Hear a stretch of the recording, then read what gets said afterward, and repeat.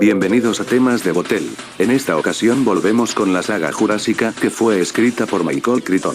Esta vez no hablaré en especial de un solo personaje, como anteriormente hice con la conducta del magnate John Hammond. No, esta vez haremos un recorrido por los personajes bastante desvalorizados de la saga. Cotidianamente se les otorga mucho énfasis a los protagonistas de las películas en la cultura popular.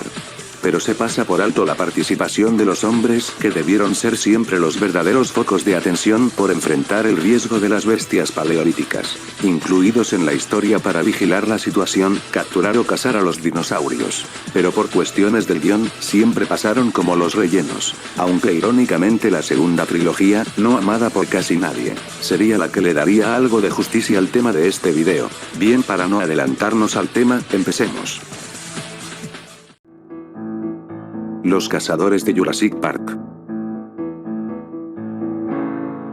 A lo largo de la trayectoria de la saga de las películas de Jurassic Park, la historia más conocida de dinosaurios vueltos a la vida por medio de la genética, hemos visto historias cargadas en protagonistas tenaces y astutos, pero a la vez muy apartados a la cacería y uso de armas. Paleontólogos, científicos, gerentes y activistas han salido como las figuras más destacadas en cada filme. No obstante, en cada filme de la franquicia que transcurre desde el año de 1993 al 2022, han existido personajes rudos y expertos en lidiar con bestias, precisamente para el cuidado y protección de las criaturas jurásicas. Desde el incidente de Isla Nublar hasta la expansión mundial de los dinosaurios, ha tenido lugar la hazaña necesitada de un experto cazador y domador de animales para cada tipo de misión. Estos personajes han sido vitales en la mayor parte de la saga. Debido a ello haremos un recorrido a todos los cazadores que salieron en la saga de Jurassic Park, empezando del menos astuto hasta el más brillante. Empezamos el recorrido con Cooper, interpretado por el actor y productor estadounidense John Diel. Cooper era un mercenario para operaciones clandestinas de cualquier índole. Es muy probable que tuviera un pasado en el ejército americano con experiencia en uso de armas pesadas, y debido a su carácter bastante violento, es probable que terminara siendo degradado y obligado a caer en grupos armados ilegales. Con el tiempo formó parte del grupo de operaciones del Sr. Udesky, quien fue urgentemente reclutado para una misión de rescate por el Sr. Paul Kirby, para rescatar a su hijo perdido en la isla Sorna, quien quedó varado por las autoridades de Costa Rica y la embajada gringa. Cooper aparece por primera vez en Jurassic 3, probando un fusil anticarro semiautomático de 20 milímetros, donde destruyen una avioneta pintada con cara de dinosaurio, poniendo en claro que, dentro del rescate, Cooper será el cazador de las fieras jurásicas para la protección dentro del rescate. Durante el vuelo a la isla Sorna, él le miente a Billy Brennan diciéndole que conoció a los Kirby en la iglesia, debido a que llevan la cooperación del paleontólogo Alan Grant con mentiras. Todo esto es por su experiencia de sobrevivir al incidente de la isla Nublar, cuando Grant se entera que planean aterrizar en la isla, rompiendo el contrato de solo sobrevolar la isla como un guía turístico. Alan Grant intenta detener el aterrizaje, es entonces que Cooper lo noquea violentamente con un golpe por la espalda. Ya en la isla, Udesky, líder de la operación, con el piloto Nash y Cooper, tratan de formar un perímetro mientras Amanda grita estúpidamente por un megáfono el nombre de su cretino hijo con el altísimo riesgo de atraer un peligroso dinosaurio carnívoro. Grant, que acaba de despertar emputado con quien lo noqueó, les dice que es mala idea ponerse a gritar en la isla y que nadie está a salvo en la isla. La discusión con el Sr. Paul Kirby es interrumpida por el rugido del Spinosaurus, quien fue atraído lógicamente por los gritos de la estúpida de la señora Kirby. Se logran escuchar 3 disparos dentro de los arbustos, saliendo aterrados Nash y Udesky. Udesky les dicen a todos que suban al avión, que Cooper puede con la situación porque es un profesional, y en cierta forma lo era, pues logra cubrir la huida de su equipo. Cooper se enfrenta al Spinosaurus solo, quien logra dispararle sin éxito, es herido y pierde su fusil obligándolo a replegarse al avión. Para su desgracia la operación lo abandona, pero Cooper se paniquea y con lágrimas intenta detener el despegue para rescatarlo, pero el piloto Nash está decidido a atropellarlo por salir de la isla volando. Pero en eso sale el espinosaurio de los arbustos, quien lo encuentra por su rastro de sangre y lo devora, consiguiendo incluso derribar el avión de la operación. Como vemos, Cooper fue intrépido y llegó a cubrir el escape del primer enfrentamiento con el brutal espinosaurio de Jurassic Park 3. Pero su ignorancia con la cacería de animales y su fatal error de noquear al Dr. Grant, sin esperar que éste se recuperara para empezar la búsqueda con sus consejos, llegó a costarle la vida. Fue el único cazador en ser el primero en morir en una película de la saga, convirtiéndolo en uno de los más bajos cazadores. A su defensa podemos decir que no era su fuerte ser cazador de bestias y menos de dinosaurios. También que fue cobardemente traicionado, pero su descuido de no iniciar la operación con Grant, dejar a la tonta de la señora Kirby gritando atrayendo a la bestia, y su exceso de confianza. Fue lo peor que se vio de un cazador de la saga. Dieter Stark, interpretado por el músico y actor sueco Peter Stormare. Dietrich Viggo, Dieter Stark, fue miembro del equipo de safari de Ingen, enviado a Isla Sorna para capturar expresamente ciertas especies de dinosaurios en la isla. Fue relegado del mando de la expedición y obligado a ser el segundo de Roland Tembo por órdenes del mismo Tembo, pues fue una de sus condiciones para que él aceptara la misión de Ingen. Ya que conocía el carácter excéntrico y descuidado de Stark, Stark ayudó a la misión para capturar a los dinosaurios herbívoros en uno de los senderos de caza de la isla. Sentado en el asiento del pasajero de un jeep modificado conducido por el ñero de Carter, Tembo le ordenó que ayudara a someter a un Parasaurolophus adulto, a quien este último apodó Elvis, después de no poder pronunciar su nombre. Stark le ordenó a Carter que lo trasladara al asiento extensible del jeep, y logra dispararle el tranquilizante a Elvis. Presa del pánico, Elvis huyó en dirección a otro grupo de cazadores, quienes posteriormente lo sometieron con sus órdenes. Después de los incidentes que llevaron al equipo de Ingen a quedarse varado en la isla con el equipo de John Hammond, Dieter y los demás unen fuerzas con los recolectores a regañadientes para sobrevivir, a pesar que este detesta seriamente al terrorista Nick Van Weld. Tras el transcurso por llegar a una instalación que usaba energía geotérmica para llamar a los barcos de Ingen, el equipo por orden de Tembo toma un descanso. En ello Stark le dan ganas de zurrar, a lo que advierte a Carter que irá al tocador. Para su desgracia Carter estaba escuchando sus canciones rancheras con audífonos en alto volumen y no escuchó nada de su separación del grupo. Justo cuando está a punto de evacuar el mojón, escucha los gruñidos de la lagartija asesina que atacó anteriormente. Esto lo pone nervioso y cuando se topa con el bicho, le dice, volvemos a encontrarnos. Saca la picadora pero esta vez la criatura la evade y empieza a acecharlo con su manada buscando venganza. Por seguir a la criatura Stark se pierde y no puede volver con el equipo porque Carter sigue escuchando música.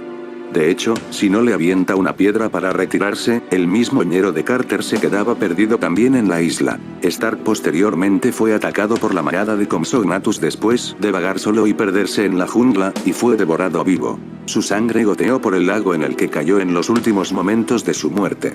Cuando Tembo notó su desaparición, fue a buscarlo con 2 expedicionarios, logrando encontrar sus restos regados en pedazos. Dieter Stark, a pesar de tener algunos talentos en la caza y técnicas de reconocimiento, pues él incluso encontró la pista del candado roto de las jaulas que llevarían a encontrar el grupo de Hammond, tuvo el estigma de ser demasiado descuidado. Sus descuidos llevaron al sabotaje de las jaulas pues no les puso vigilancia, y el abandonar la excursión en una isla sumamente peligrosa solo para, hazme el favor, defecar. Descuidando principalmente que Carter no lo escuchó a dónde se dirigía. Le dieron un final tragicómico. En resumen, a pesar de ser el único cazador apático y con ciertas actitudes positivas para las expediciones, su final lo dejó como uno de los cazadores bajos de la saga. Ken Wheatley, interpretado por el poco conocido actor Ted Levine. Ken Wheatley es un cazador que hace su aparición en las secuelas de Jurassic World. No se sabe mucho de su origen, pero es muy probable que fuera un exmilitar pervertido por una guerra, tal vez un veterano de la guerra del Golfo o Vietnam, por el hecho de coleccionar los colmillos de sus presas, ya que estas ideas macabras se relacionan con excombatientes militares que coleccionaban orejas de sus rivales en Vietnam. Sí, Soldado Universal no mentía sobre los crímenes de guerra. Como fuera, Ken Wheatley se convirtió al final de sus días en un mercenario y cazador que estaba al mando de la operación de rescate de los dinosaurios en Isla Nublar. Pasó a ser el antagonista secundario de Jurassic World, Fallen Kingdom. Wheatley ya se encontraba en Isla Nublar reuniendo diferentes especies de dinosaurios y cargándolos en su barco, el Arcadia. Cuando Owen Grady, Claire de Arim y el resto del Dinosaur Protection Group llegaron en avión, Wheatley los recibió en la pista de aterrizaje. Manteniendo un falso perfil de amistad. Sin perder tiempo, Wheatley cargó a los recién llegados y a sus hombres en 2 vehículos blindados Caimán y se dirigió hacia el área principal del parque. Seguido por un camión Oshkosh con una jaula para Blue. Wheatley mostró sus verdaderos objetivos y persona cuando no solo no le importó la muerte de uno de sus propios hombres que Blue atacó, sino que tranquilizó a Owen y lo dejó morir junto al volcán en erupción después de asegurar el raptor. También tomó prisionera a la loca de Sia para que pudiera tratar a Blue, ya que el mercenario que había matado le había disparado por reflejo, aunque amenazó con matarla de todos modos si Blue moría. Conduciendo de regreso al campamento de mercenarios en la costa, Wheatley llamó a Ellie Mills, su socio en el crimen, informándole de la captura de Blue y exigiendo una bonificación. Durante este tiempo, Wheatley y su equipo de alguna manera incluso lograron capturar el Tyrannosaurus Rex, apodada como Rexy, llevándola en helicóptero a la Arcadia. Mientras se apresuraba a cargar todos los dinosaurios capturados a bordo de la Arcadia, Wheatley se tomó el tiempo para disfrutar de su macabra afición. Coleccionar dientes, usando un par de alicates, extrajo un diente de un estegosaurio tranquilizado antes de cargarlo en el barco. Él y sus hombres luego huyeron de la destrucción de Isla Nublar, sin darse cuenta de que Claire, Franklin y un Owen recuperado habían sobrevivido y obtenido un camión Mercedes-Benz Unimog que los mercenarios dejaron en el muelle en su prisa por evacuar, que condujeron hacia el partiendo de Arcadia mientras todos estaban distraídos viendo el espectáculo de la erupción del Monte Sibo. El Arcadia viajó a los Estados Unidos.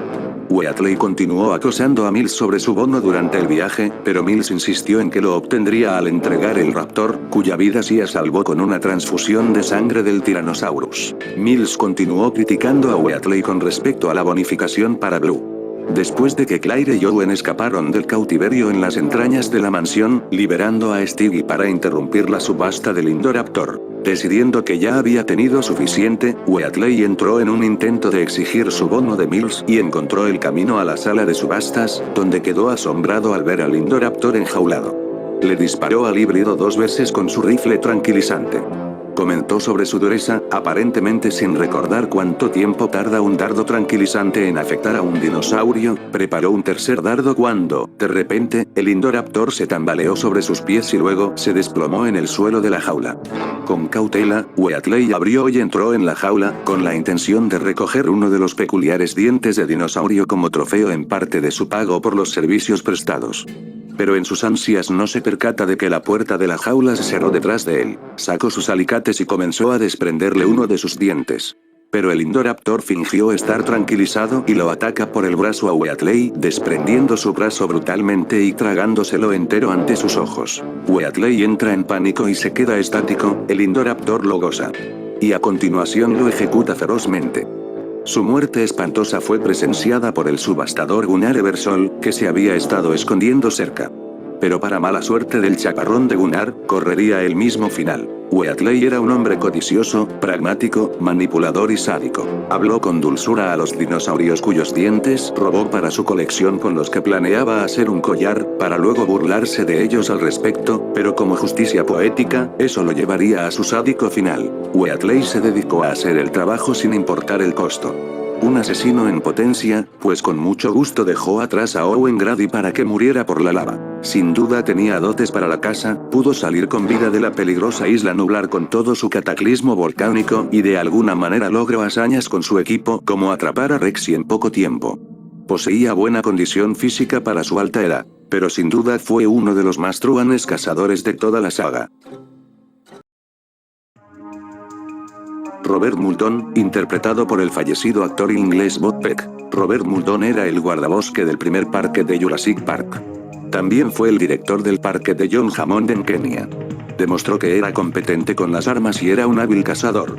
Se puede suponer que había trabajado con Hammond durante un largo periodo ya que se había ganado la confianza de Hammond, porque ni corto ni perezoso, Hammond confió en él lo suficiente como para permitirle traer de vuelta a sus nietos tras el comienzo del desastre de la Isla Nublar. Muldoon es uno de los cazadores más especiales y queridos de la saga, pues es el primer personaje que vemos al comienzo de la primera película de Jurassic Park. En aquella escena inicial vemos el accidente que provoca la muerte de un trabajador que transportaba un velociraptor. Muldoon lo presenció todo y terminó ordenando al final que mataran al raptor. Tras ese hecho, Muldoon muestra una gran preocupación por los Raptors. También le preocupaba la seguridad de los invitados y le preocupaba que una tormenta tropical a unas pocas millas de distancia golpeara la isla nublar. Cuando se cortó la energía de las alambradas en la isla, Muldoon pregunta si las rejas de los Velociraptors se desconectaron, a lo que le informan que esas rejas siguen conectadas. Muldoon demuestra su máxima preocupación por ello. Después Hammond le pidió a Muldoon que saliera a buscar a sus nietos. Muldoon asumió la tarea, acompañado por Ellie Sattler, quien estaba preocupada por la seguridad de Alan Grant. Después de encontrar los restos de Donald Gennaro, miraron más a través de los escombros y encontraron a Ian Malcolm herido. Muldoon puso a Malcolm en el jeep, mientras que Ellie buscaba frenéticamente el primer Land Cruiser de Park Drive. Muldoon llamó con impaciencia a Ellie para que se diera prisa, ya que el tiranosaurio podía volver con las cercas electrificadas desconectadas. En ese momento, Ellie encontró el otro Land Cruiser, ya arrojado fuera de la carretera hacia el potrero de los tiranosaurios. Corrieron hacia allí, pero Grant y los niños se habían marchado. La única pista sobre su paradero eran sus huellas, que conducían al parque.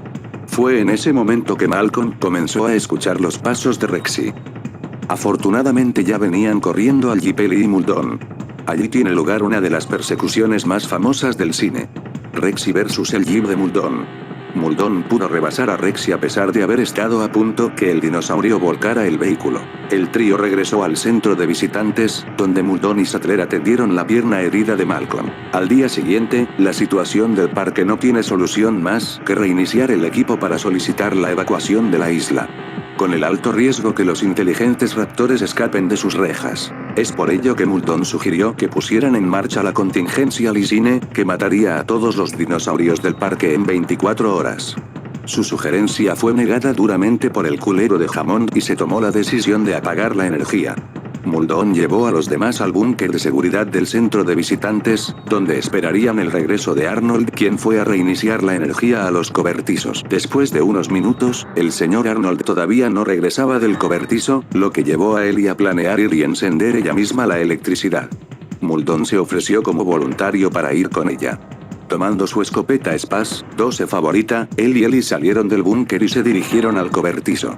Cuando pasaron por la Raptor Pen, los peores temores de Muldoon se hicieron realidad. Los cables del corral de las rapaces habían sido masticados y los 3 Velociraptors habían escapado a la jungla. Muldoon se percata que los raptores los están acechando y logra cubrir a Ellie para que llegue a los cobertizos, donde pronto descubrirá que el señor Arnold fue comido por los raptores. Aunque solo vemos un brazo negro y solo por ello debemos suponer aquello. En fin, adentrándose más en la jungla, creyendo burlar al raptor que lo acechaba, se quitó su sombrero y lo puso como cebo para dispararle al Velociraptor por su flanco. Muldoon estaba decidido a ejecutar a el Velociraptor, algo que pensó que debería haber hecho hace mucho tiempo, pues durante la visita lo mencionó como una bromita con guiño. Sabía muy bien que estos animales eran indomables. Sin embargo, mientras apuntaba al Velociraptor, apareció otro raptor entre los arbustos justamente flanqueándolo. Muldoon, conmocionado pero impresionado por este elemento de sorpresa, pronunció las palabras chica inteligente o en su doblaje latino, ¿qué lista eres?, e intenta reaccionar a su escopeta hacia el atacante, pero es derribado rápido al suelo. Muere mutilado brutalmente. Mientras escuchamos sus brutales gritos vemos la mirada del raptor señuelo mirando una serpiente. Bastante fría y malvada escena final para Muldoon. Robert Muldoon fue un cazador precavido y serio. Mantenía un cierto odio por cuidar y vigilar a los raptores, pues veía que estos siempre luchaban por escapar y asesinar a las personas. Sabía en su interior que algo terrible llegaría a pasar con estas criaturas, quien de hecho las calificó como muy inteligentes y sistemáticas. Incluso mostró más preocupación por la estabilidad de las vallas de rapaces que por las del potrero del T-Rex. Es probable que pudo salvarse de haber tenido un maldito cuchillo como el puto de Rambo, para la defensa cuerpo a cuerpo. Pero por desgracia no lo llevaba. En cuestión de equipamiento no fue de los mejores, pero mostraba seriedad y preocupación por el parque, y se mantuvo lo más concentrado durante la visita y en las horas críticas, pues logró salvar a Ian Malcolm y cubrir a Sattler para que llegara al cobertizo. Por ello lo convierte en el mártir cazador de la saga. Como último dato, en una escena eliminada del Mundo Perdido, Peter Ludlow, el sobrino de John Hammond, comenta que la familia de Muldoon demandó a InGen por $12 millones por su muerte. Owen Grady. interpretado por el actor y también actor de doblaje Chris Pratt. Owen Grady es el primero en el recorrido en ser de los cazadores que llegó a sobrevivir a 3 aventuras riesgosas con dinosaurios. Owen es el personaje con más justificación en poder sobrevivir a las situaciones extremas. El primero en ser de los personajes principales en las historias de Jurassic, siendo un entrenador con habilidades de un cazador. Su atuendo con chaleco de caza, posición robusta y fuerte. Especialista en conducta animal. Experto en uso de armas y un gran peleador. Owen pone por primera vez en alto la imagen de los cazadores de Jurassic. A esto me refería con las ideas rescatables que se pueden encontrar en la trilogía de Jurassic World. Aunque no por esto como indica la mayoría de las críticas, efectivamente Jurassic World es el comienzo de la pérdida de la esencia de la saga. Pero bueno, no estamos aquí para criticar aspectos de la saga, eso será en otro momento. Las habilidades de Grady se fortificaron en la Marina de los Estados Unidos, en especial en la División de Seguridad de International Genetic Technologies. Después de mostrar ser uno de las fuerzas élites más confiables, fue contratado por Ingen Security, quien lo cedió como entrenador de animales y fue el líder denominado del proyecto Ibris, proyecto que se terminaría en el 2015. Al parecer fue parte para entrenar raptores para futuras operaciones militares, algo que nunca daría luz verde por lo inestable que podría ser los raptores. Tras el desastre del parque de Jurassic World y la muerte de Vic Hoskins, las ideas de militarizar a los dinosaurios se esfumaron. Owen se relacionó con activistas por los derechos de los animales y pasó a ser un exgerente de operaciones de Jurassic World, junto al lado de su amada Claire Dearing, quien anteriormente fue su jefa superior. No nos detendremos en contar toda su historia, pues evidentemente es larguísima. Solo destacaremos 3 momentos sublimes que alcanzó en su trilogía. La primera surge en Jurassic World después de que el Indominus, un monstruo carnívoro inteligente alterado genéticamente, se libera y causa el segundo desastre de la isla nublar. Owen es el único en saber la magnitud del problema y aconseja evacuar lo más pronto la isla y ejecutar al Indominus. Pero no escuchan sus consejos y todo se convierte en un pandemonium con el transcurso del tiempo. Cuando el primer escuadrón de captura fracasa y muere el dueño hindú Simon Masrani en un espectacular putazo en un helicóptero, Owen se ve obligado a neutralizar al Indominus con sus raptores entrenados, encabezando una búsqueda con motocicleta guiando a la manada como el guía alfa, creando una de las escenas más cargantes del filme. Por desgracia ese gusto no le dura mucho, pues Owen detecta que el Indominus posee genes y hormonas de Velociraptor, consiguiendo quitarle el liderazgo alfa. El Indominus escapa a los tiros del equipo y los raptores atacan a todo el equipo. Pero Owen logra escapar de los raptores, incluso logrando ayudar a Claire y a los estúpidos niños en el camino. En la batalla final con el Indominus, logra con su astucia retomar la confianza de Blue, quien sería parte fundamental para derrotar al Indominus y escapar con vida del parque. Con su astucia pudo resolver los problemas de la cuarta entrega, además de ser el primer cazador en abatir por fin un dinosaurio. En Jurassic World Reino Caído, llama mucha la atención las técnicas de combate que Owen ejecuta contra los guardias en la subasta privada del chaparrón Eversol, pues logra derrotar a 6 guardias él solo, algo que hace ver a Owen hecho para los extremos riesgos. Además, que fue pieza clave para derrotar en la mansión Lockwood al mortífero Indoraptor. Su tercer gran momento en Jurassic World Dominio fue en la persecución de raptores en Italia, cuando Owen emprende la búsqueda de una cría de velociraptors y una escuincla clonada, para ser rápidos, en un mercado negro de dinosaurios buscando información. Las cosas salen de control y Owen termina siendo perseguido por raptores controlados mentalmente para asesinarlo. Owen escapa a una pista donde se encuentra una chica llamada Kayla Batts, quien decide unírseles en su empresa. Durante toda esa travesía Owen logra evadir a los raptores en moto en los apretados callejones de la ciudad. Por cierto, que durante un breve momento se ve la ejecución de un gordo imbécil en una One por un carnosaurio. Muy satisfactoria escena, pues, Owen logra llegar a la pista justo cuando Kayla está despegando, y Owen se prepara para entrar por la puerta de carga del avión, consiguiendo entrar y aplastar al raptor que lo perseguía con la moto. La escena contiene demasiada acción, pero Owen es el cazador que logra convertirse en el héroe de acción de la saga con esta desenfrenada actuación. En resumidas cuentas, Owen Grady es un personaje algo solitario y con problemas con la autoridad, además, que su excesiva acción de controlar a los raptores con su mano es monótona y algo tonta de ver. Pero bueno, hay que reconocer que le ayuda a salvar muchas ocasiones con su fórmula. Aguerrido, innovador, intuitivo, valiente y perseverante. Colocaron a Owen como uno de los mejores cazadores de la saga. Y que, como ya mencionamos, fue el único que logró matar dinosaurios. Poniendo por primera vez lo que queríamos ver en una secuela de Jurassic Park. Incluso poniendo en su lugar al abuelito de la teoría del caos. A ver, tranquilo, Rambo. Recordando que cargar un arma merece mucha experiencia. Volvemos de nuevo al mundo perdido. Donde se encuentra el último cazador de nuestra lista, Roland Tembo.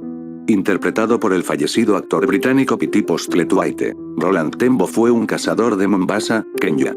Fue el líder cazador al ser contratado por Peter Ludlow para dirigir su expedición de captura de dinosaurios por parte de Indian en Isla Sorna en 1997. Considerado como el mejor de los mejores de su época, Roland fue elegido por Peter Ludlow para ser el líder del equipo de su expedición, aunque originalmente rechazó la invitación. Agotado de la cacería convencional por el hecho que llegó a un inmenso dominio en la práctica. Creía que no existía ningún lugar en el mundo que pudiera plantearle un desafío. Por desgracia, en el material eliminado del mundo perdido, existía una idea de presentar a Tembo. Surgía en un bar en Mombasa, donde se reunía con su colega Acha Sidhu. Allí presenciaba a un tipo fuerte que molestaba de mala gana a una mombayana. Tembo no lo tolera y reta al sujeto a una pelea usando un solo brazo. Que termina venciendo al bravucón con 4 golpes.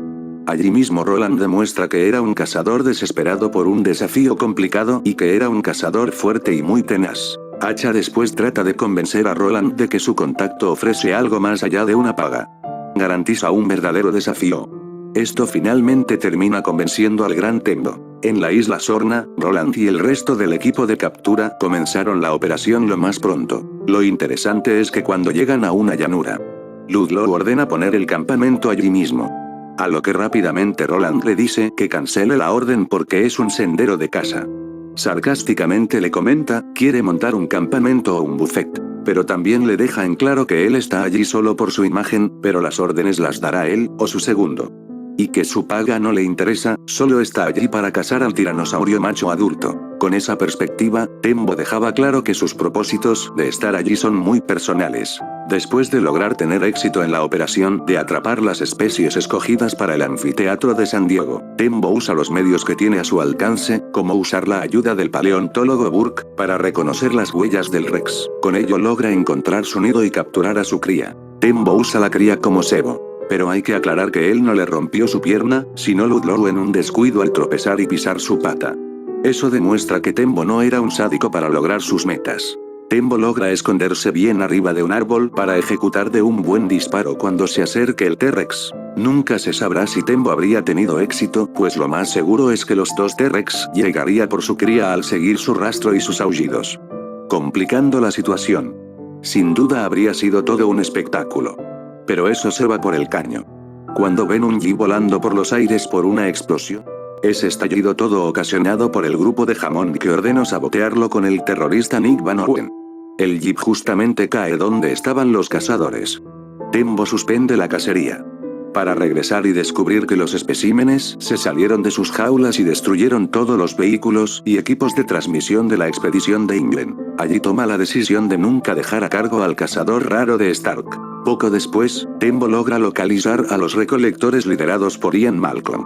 Roland los reúne en su campamento destruido y reconoce a Van Owen del grupo ambientalista, Tierra Primero, con el cual ya había tenido problemas en el pasado, refiriéndose a ellos como criminales. Tú eres aquel imbécil de Tierra Primero. Así es. ¿Tierra Primero? ¿Qué es eso? Saboteadores profesionales. Protegemos el ambiente. Criminales. Lo cual está confirmado pues Van Owen es el responsable que las dos misiones se vayan al carajo y sus actos seguirán costando más vidas más adelante. Luego de que Ludlow decide que lo mejor es ir a la villa de los trabajadores para pedir ayuda desde ahí.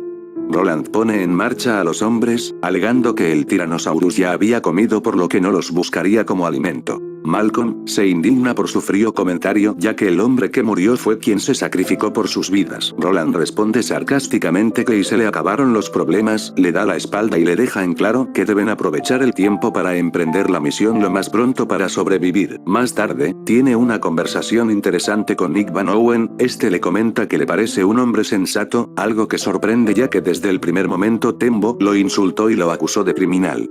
y le pregunta qué hacía en la isla. Roland contesta que en esa isla vivía el mayor depredador que jamás haya vivido, y que el segundo gran depredador deberá cazarlo.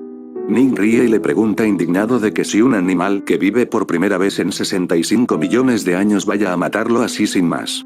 Roland responde relatando brevemente la historia de un hombre que subió al monte Everest y bajó casi muerto. La gente le preguntó por qué subió hasta allá a morir, y él contestó que subió ahí para vivir, algo que vuelve a remarcar su enfoque personal de su meta por cazar al T-Rex. Al parecer al lograr esa hazaña, le devolverá el sentido de su vida. Durante la larga caminata, Roland conversa con Sarah Harding y le pregunta, luego de ver que su ropa goteaba sangre, y le pregunta si estaba herida, a lo que ella responde que era del bebé T-Rex al que curó. En ese momento Tembo pudo suponer que los T-Rex los estaría siguiendo, olfateando el rastro de sangre de la cría, más por haber escuchado en el camino un rugido de T-Rex aproximándose a ellos. Pero en ese momento lo distrae Ludlow por los mapas, algo que costaría a la expedición. Todavía todo empeora cuando los T-Rex asaltan el campamento en la noche, y el conductor Carter con sus gritos inentendibles, causó que todo el mundo se dispersara del campamento dividiendo al grupo. Varios hombres morirían en ese ataque. Tembo estuvo a punto de liquidar a un T-Rex durante el ataque, salvando vidas. Pero Nick Van Owen desarmó su rifle de elefantes para que Tembo no llegara a matar a los T-Rex. Algo que Nick diría que no tendrían algo que recordar. Excepto, claro, la muerte trágica de seres humanos. Pero esto es cierto, los ambientalistas son los más orates antihumanos. Como sea, Tembo todavía tenía los tranquilizadores. Y con su astucia y lucha de nervios, pudo neutralizar al T-Rex macho. Logrando capturarlo, esto lo aprovechó el equipo de Ingen cuando llegan los equipos de apoyo del barco Ventura, solicitado irónicamente por Van Owen. El equipo también captura a su cría que estaba cerca del sitio. En ese momento no era lo que buscaba, pero Tembo logró neutralizar un tiranosaurio macho adulto él solo y a pocos metros, logrando una enorme hazaña que hasta Peter Ludlow se lo reconoce y le promete un gran puesto en Ingen. A lo que Roland se niega y se despide triste por la muerte de su colega Hacha con una sola frase inolvidable y sabia: he convivido demasiado tiempo en compañía de la muerte. Sube a un helicóptero que lo retira de la isla Sorna. De esa forma desaparece de las historias de Jurassic. Roland Tempo es el único supuesto antagonista de las historias de Parque Jurásico, que se ganó el respeto del público y de los fans. Gracias a que Tempo no buscaba propósitos ambiciosos, ayudaba a las personas, era un noble experto cazador con brillantes estrategias. Y las desgracias que ocurren en la expedición no fueron errores suyos, sino también él mismo fue una víctima del momento, entre una lucha de un magnate y una compañía insensible que es Ingen.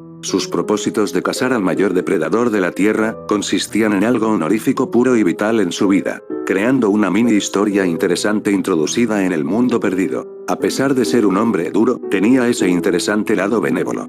Por ejemplo, cuando observo a Sarah Harding con ropa sangrando, pensando que era su sangre, inmediatamente se aseguró de que estuviera bien. Esto, junto con la defensa de la camarera en Mombasa, sugiere que respetaba mucho a las mujeres. A tal grado que no es un cazador furtivo, ya que se adhiere a las reglas tradicionales de caza. Tales reglas desaprueban la matanza de animales hembras a menos que sea necesario para ayudar a mantener la población, razón por la cual dirigió su atención al macho Tyrannosaurus sobre la hembra, y solo intentó disparar a la hembra cuando ella estaba atacando el campamento con el fin de salvar las vidas de sus hombres. Y por el dolor de la pérdida de su colega, termina siendo algo trágica su aparición en el mundo perdido. Tempo era un gran cazador digno de aparecer en otra entrega de la saga, al menos se le extrañó en la tercera parte. Porque Roland Tempo fue el más grande cazador de toda la saga. Así terminamos el recorrido de los personajes más descuidados de la saga jurásica, ya que como se dieron cuenta, la mayoría no mató un solo dinosaurio. Ese punto tiene que ver mucho con las ideas infantiloides con que cargaron a las historias de Michael Crichton. Como que en cada episodio por obligación tenía que ver un puto niño odioso. Nunca mantuvieron el gore y lo terrorífico de las novelas. De haber hecho eso, veríamos cazadores más brutales en la saga. De hecho, creo que la única forma de revivir la saga sería creando spin-offs, precisamente creando historias orientado en los cazadores y sus enfrentamientos con los dinosaurios.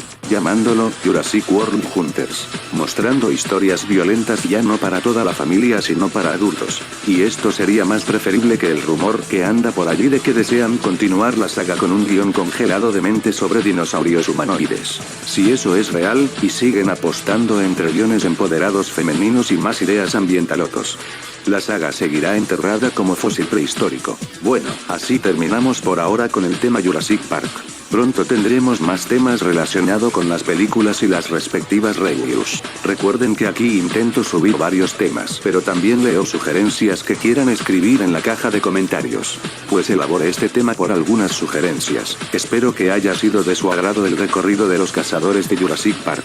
Pronto tendremos más temas sobre la misma saga y otros conteos sobre otras sagas. Hasta la próxima.